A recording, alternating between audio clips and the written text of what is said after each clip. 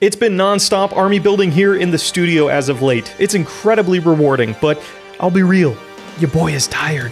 I'd really love to take a break from those big projects and do a simple day build. Luckily, Kill Team is chock full of plastic to get lost in for an afternoon. Today, we paint up some sweet Loyalist Alpha Legion?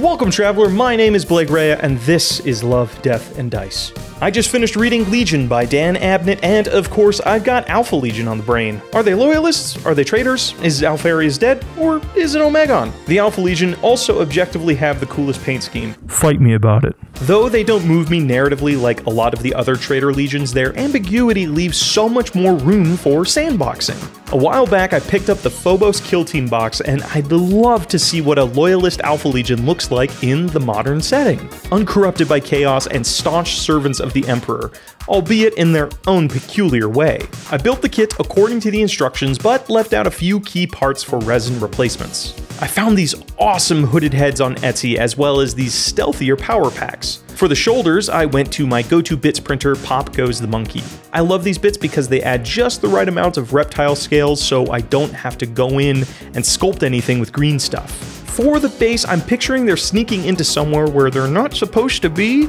How about a mechanicum forge world that we can rust up later? Outside, I primed all of these dudes in Mechanicus Standard Gray. This will serve as a good base for all of my airbrush colors. Speaking of which, I busted out my newest, shiniest tool, an airbrush station. I finally have the space for one of these guys, and this is the perfect project to break it in. Of course, I could have used this guy to prime my minis, but nothing beats the speed of spray cans. Using Hexed Lichen,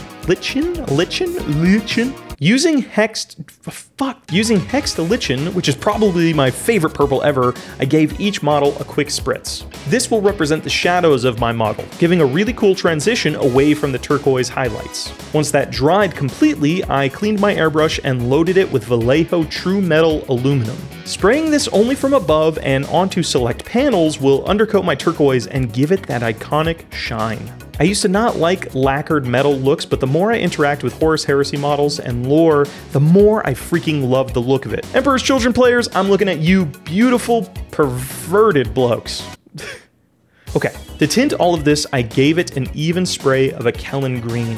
Most of the contrast range has been a miss for me when it comes to standard brushing, but out of an airbrush, it's fantastic. Some of them are very similar in transparency and intensity to inks, but are much more forgiving out of an airbrush. To weather this armor, I used a dab of silver on a sponge and tapped it around the model, really focusing on the underside of all the armor panels and their edges. The visual I keep having is that all of these guys have crawled into sniping positions or squeezed through cramped areas, causing their knees, elbows, and gorgets to take the most scuffs. Avoid the crotch area with the silver though, it makes it look like a codpiece. I do love the Emperor's Children, but the Alpha Legion does have different fashion tastes. This chipping may look a little intense now, but we'll dial it down later. To paint the leather and bring in a little warmth to the model, I used Dark Umber. I always tell myself to just keep adding bits and bobs to my models. It adds personality, but I need to remember that those bits add up so much painting time. And here I was thinking I had the patience for a Thousand Suns army. Ha! Once my leather areas were properly dry, I went back in with some golden brown to give them some highlights and scratches. Once that monotony was done, it did look really freaking rad. I'm a sucker for armor that uses old age materials over it, like cloth hoods and leather pouches. In between all of the armor panels is an undersuit. Each of these areas got a splash of dark neutral gray. Dark enough to not be distracting, but not too dark that we lose all the detail. Okay, let's talk bolters. When looking at real-world militaries, the main body of the weapon often matches the color of the soldier's fatigues, creating a unified camouflage. To replicate this and to save some overall time, I left the bodies of their weapons alone and only painted the grips, barrels, grenades, and magazines with dark silver. I tried a few different ideas for the cowl, like black, green, burgundy, and dark ivory, but none quite worked. It lacked the gradient that the rest of the piece had. I finally cracked it when I based it with blue-black, dry brushed it with dark jade, and then dry brushed an even smaller highlight with jade. The end result is a reptile-like green that I really love, and the rough dry brush helps sell the fabric texture. The final basing I did was the purity seal on the captain's gun, a little burgundy for the wax stamp and dark ivory for the paper. Okay, let's move on down to the base. Use a big old brush and slather on a rusty brown like mahogany, and then sponge on burnt red, leaving a lot of the brown showing underneath. Next, sponge on bold pyrrole red in an even smaller area. Once that dries, give it a wash of Nona oil to tie everything together and to add some extra grime. In the future, I will paint these bases separately though, because those little holes, yeah, hard to reach without screwing up surrounding bits. I tried really hard to be clean during all of these basing steps, but I did make a few mistakes. To fix these, I came back in with some Hexed Lichen, especially on the codpiece from earlier, even if Fulgrim is displeased. Hey, really quickly, I just wanted to take a second and tell you about my Patreon. First-time patrons will have their name shouted out in an episode, and top-tier patrons will have their name printed and labeled right on my hobby toolbox, so I will always remember your kindness whenever I go for a hobby tool. I'm also plugging the Patreon because I want to paint a Warlord Titan, and you and me, let's do that.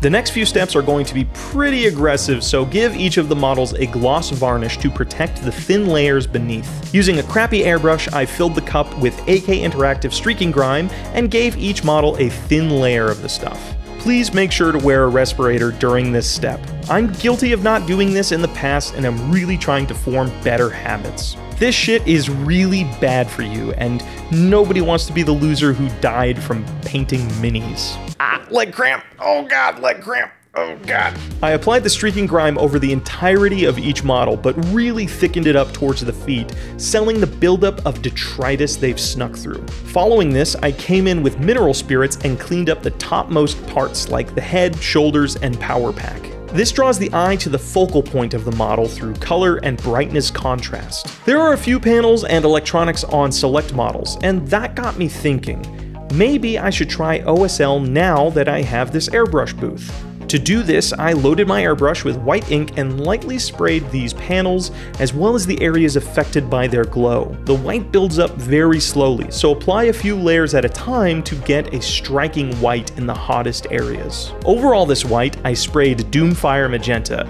This is how contrast paint is meant to be used. Its transparency and thin-like quality make it perfect for my airbrush and effects like this. The pink complements the blue so freaking well and gives these boys a touch of Synthwave album vibes. Kavinsky would be proud, and that's the opinion that really matters.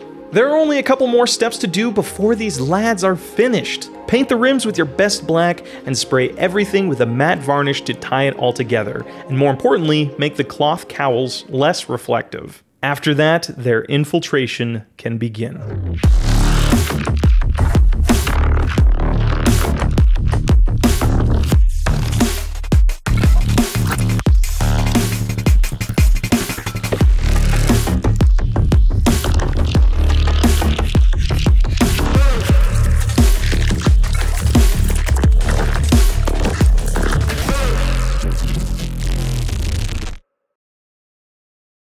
Finishing a project is energizing. The milestone makes me hungry to continue painting and crafting, a feeling that rarely comes during an army-sized project. Save for the lengthy metallic and leather steps, it was pretty quick to do too, and I think the final scheme is really striking. With that, I am ready to get back in the ringer and finish my Night Lord's army.